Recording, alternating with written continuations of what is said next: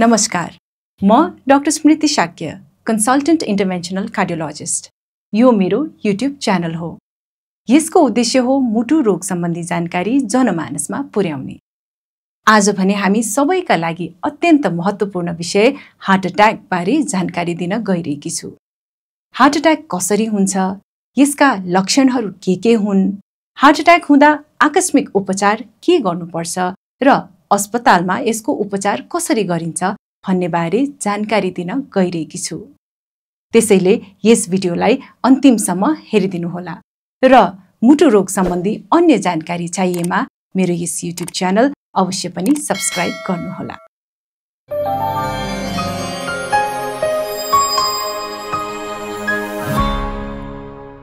Heart attack भन्नाले के बुझिन्छ त? हाम्रो मुटु निरन्तर काम गरिरहने अंग हो।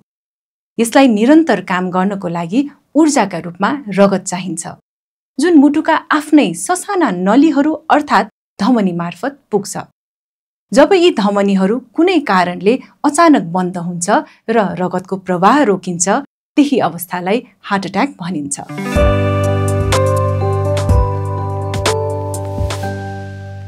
हाम्रो धमनीको भित्तामा वर्षौं पहिलेदेखि जमेको बोसोको थुप्रो फाट्न सक्छ। यो फाटेपछि त्यस ठाउँमा प्लेटलेट्स भनेर चिनिने रक्त कोशिकाहरू थुप्रिन थाल्छन् अनि केही मिनेट भित्र नै त्यही जम्मा भएका प्लेटलेट्स लगायतका अन्य पदार्थहरूको थुप्रोले धमनी पुरै जाम गराइदिन्छ। धमनी जाम भएपछि मुटुको उक्त भागमा रगत पुग्दैन र त्यहाँको मांसपेशी मर्न सुरु गर्छ अनि हृदयघात हुन्छ।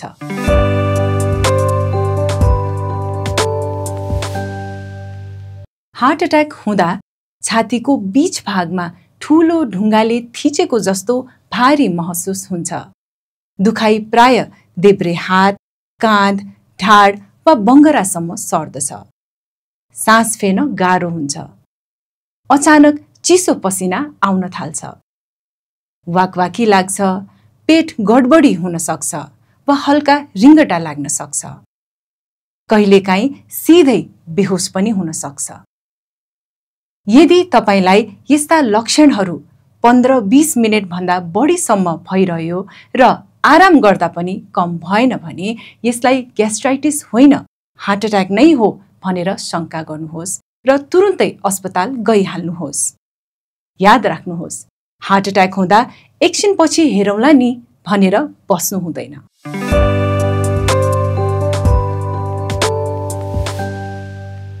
यदि कसैलाई हार्ट अट्याकका लक्षणहरू देखिए भने यी दुईवटा काम तुरुन्तै गरिहाल्नुहोस्। पहिलो काम भनेको तुरुन्तै 300 मिलिग्रामको एस्पिरिन चपाएर खानुहोस्। चपाएर खाँदा यसले छिटो काम गर्छ र यो प्रभावकारी हुन्छ। एस्पिरिनले धमनीमा जमेको ब्लड क्लटलाई थोरै भए पनि बगाल्न सुरु गर्दछ, जसले गर्दा मुटुलाई थप क्षति हुनबाट बचाउन सकिन्छ। दोस्रो काम भनेको तुरुन्तै ढिला नगरी मुटु रोगको उपचार हुने नजिकैको अस्पतालको इमर्जेन्सीमा पुग्नुहोस्। मुख्य कुरा भनेको हार्ट अट्याकमा टाइम इज मसल हो। यो भनेको जति ढिला भयो मुटुको मांसपेशी त्यति धेरै मर्न थाल्छ।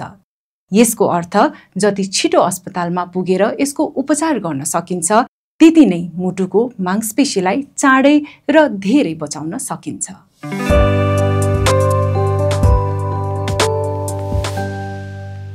अस्पताल पुगेपछि उपचारहरू सुरु गरिन्छ, जस्तै इसिजी। यो मुटुको विद्युतीय चाल हेर्ने जाँच हो। यसले मुटुमा ठूलो समस्या छ कि छैन भनेर तत्कालै देखाउँछ, जसले उपचारको बाटो तय गर्न मद्दत गर्छ। अर्को भनेको ट्रोपोनिन परीक्षण। धमनी बन्द हुँदा मांसपेशीबाट निस्किने ट्रोपोनिन बढ्छ। यो ट्रोपोनिन टेस्टमा रगत जाँच गरेर मुटुको मांसपेशी कति मरेको छ भन्ने पत्ता लगाइन्छ, जसले गर्दा हार्ट अट्याक भएको नभएको जान्न सकिन्छ। यस्तै अर्को परीक्षण भनेको इकोकार्डियोग्राफी हो। यो मुटुको भिडियो एक्सरे हो। यस परीक्षणले मुटुले कति शक्तिले पम्प गरिरहेको छ र कुन भागमा कमजोरी आएको छ भन्ने जान्न सकिन्छ। यसरी मुटुको परीक्षण गरिसकेपछि हार्ट अट्याकको उपचार गरिन्छ। हार्ट एट्याकको उपचार गर्दा औषधि उपचारसँगै बन्द भएको धमनी खोल्ने प्रक्रिया अघि बढाइन्छ।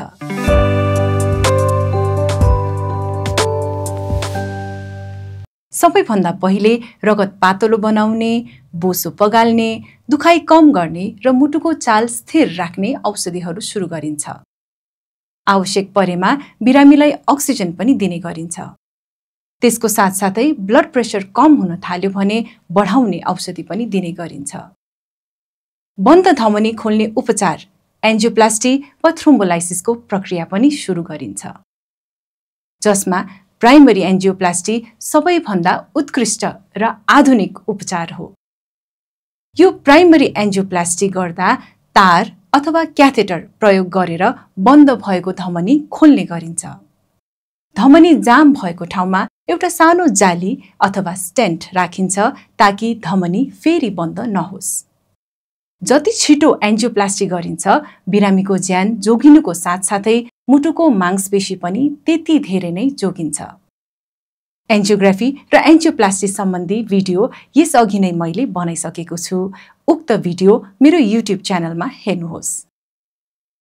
यदि एन्जियोप्लास्टीको सुविधा भएको अस्पतालमा 2 घण्टाभित्र हार्ट एट्याक भएको बिरामी पुग्न सकिँदैन भने थ्रोम्बोलाइसिस प्रक्रिया विकल्पको रूपमा प्रयोग गर्ने गरिन्छ। यसमा सुई मार्फत औषधिको प्रयोग गरी जमेको रगत पगाल्ने गरिन्छ।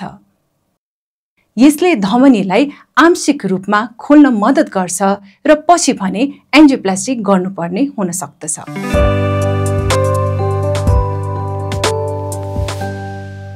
एन्जियोप्लास्टी वा थ्रोम्बोलाइसिस पछि बिरामीलाई 2-3 दिन अस्पतालमा राखिन्छ। विशेष गरी पहिलो दिन सीसीयूमा कडा निगरानीमा राखिन्छ। त्यसपछि बिरामीको अवस्था हेरिकन केही दिनपछि डिस्चार्ज गरिन्छ।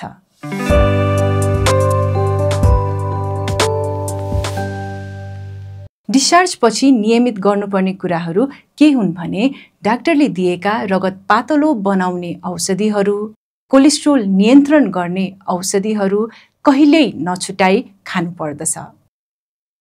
आवश्यकता अनुसार डाक्टरको सल्लाह बमोजिम रक्तचाप, सुगर जस्ता रोगका औषधिहरू नियमित रूपमा खानुपर्ने हुन सक्दछ। यी औषधिहरू नियमित खाँदा फेरि हार्ट एट्याक हुने खतरा धेरै हदसम्म कम हुन्छ। यसपछि बिरामी नियमित रूपमा डाक्टरकोमा चेकअपका लागि जाने गर्नुपर्दछ।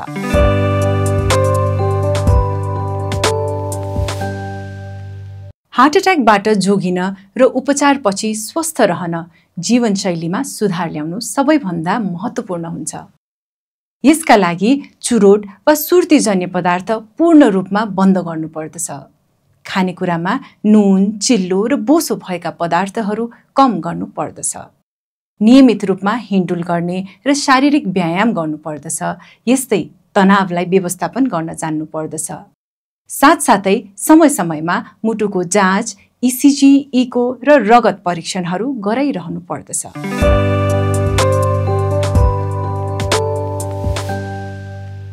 आजको यस भिडियोमा मैले हार्ट एट्याक चिन्ने तरिका, यसको प्रारम्भिक उपचार र अस्पतालमा गर्ने उपचारका बारेमा जानकारी दिएँ। अर्को भिडियोमा यस्तै जानकारीमूलक सामग्रीहरू लिएर आउने नै छु। यदि यो भिडियो तपाईलाई फाइदाजनक लागेमा कृपया लाइक, शेयर तथा सब्स्क्राइब गरिदिनुहोला। तपाईले आफ्नो अमूल्य समय दिनुभई यस भिडियोलाई अन्तिमसम्म हेरिदिनु भएकोमा धन्यवाद। स्वस्थ रहनुहोस्, सुरक्षित रहनुहोस्, सबैको मङ्गल होस्, सबैको भलो होस्।